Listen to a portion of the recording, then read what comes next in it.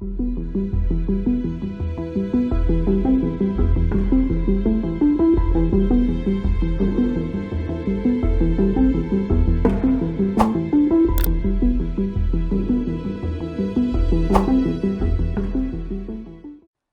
effet ça fait d'être sous mon emprise?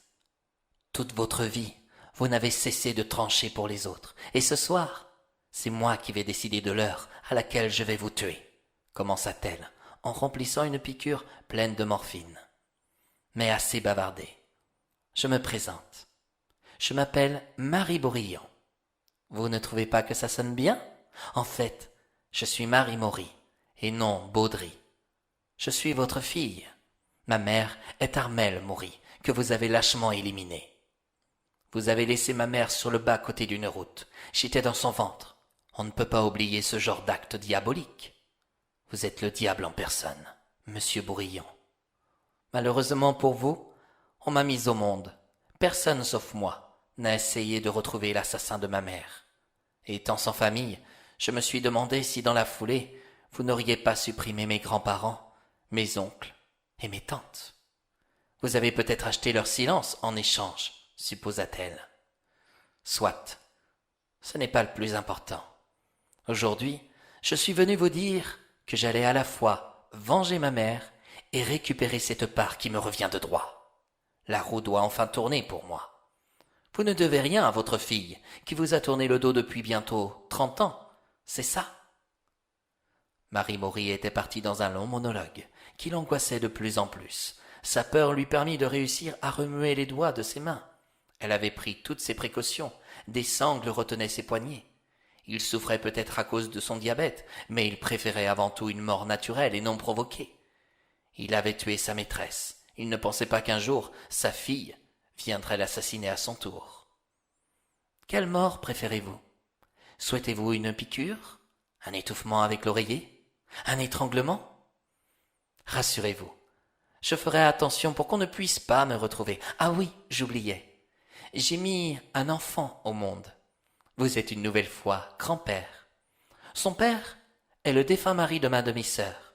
Je me suis débrouillé pour que ma fille soit l'une des filles de Jeanne. La pauvre. Aujourd'hui encore, elle croit qu'elle est leur mère à toutes les deux. Vous ignoriez ce détail, n'est-ce pas? Vous indemnisiez Alphonse pour rien, au fond. Il se jouait de vous. C'était votre meilleur ami, alors qu'en réalité, il demeurait votre pire ennemi.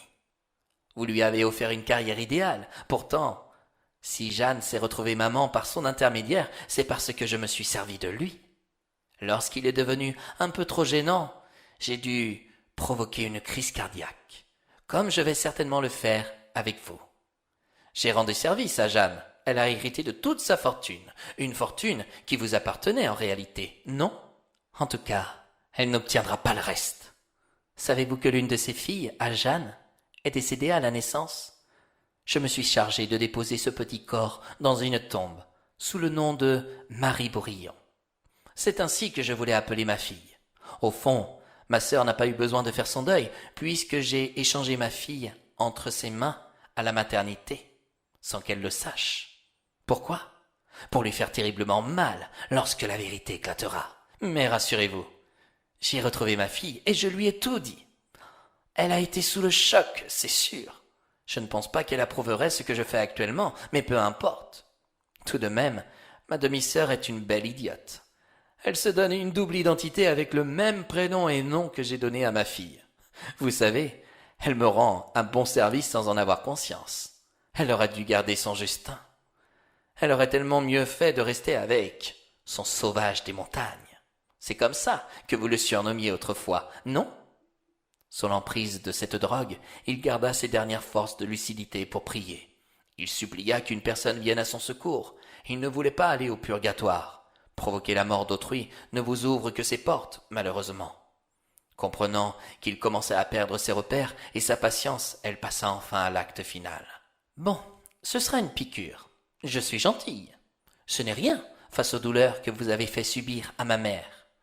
C'est l'enfer qui vous attend. Pardonne-moi, papa. Ça me fait drôle de prononcer ce mot-là. Je l'aurais dit une fois dans ma vie. Papa, tu ne m'auras pas vu venir au monde, mais moi, je vais avoir le privilège de te regarder mourir. Bon voyage, dit-elle. Comme un dernier recours, il essaya de remuer ses jambes. Quelques minutes plus tard, son esprit flotta au-dessus de son corps. C'est la première et dernière fois qu'il se découvrait sous cet angle.